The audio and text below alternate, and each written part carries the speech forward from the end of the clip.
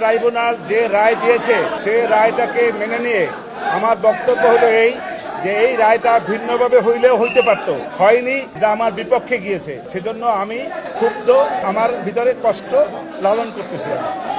এর বাইরে আমার কিছু বক্তব্য নেই, আপিল করার সুযোগ নাই। আমি তো কষ্ট পাচ্ছি। আপনার মুখে হাসি দেখা যাচ্ছে। কেন কষ্ট পাচ্ছেন?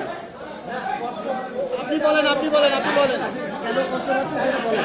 আমার এই জন্যই কষ্ট পাচ্ছি, আমার আসামির সাজা হয়েছে সর্বোচ্চ সাজা।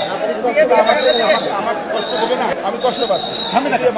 আমার পক্ষে এই মামলায় কোনো এপিল করার সুযোগ নাই যতক্ষণ পর্যন্ত আমার ক্লায়েন্টরা এসে মাননীয় ট্রাইব্যুনালে সারেন্ডার করবেন অথবা তারা কোনোভাবে গ্রেপ্তার হবে। এর আগ পর্যন্ত কোনো এপিলেট ডিভিশনে যাওয়ার আর কোনো সুযোগ নেই।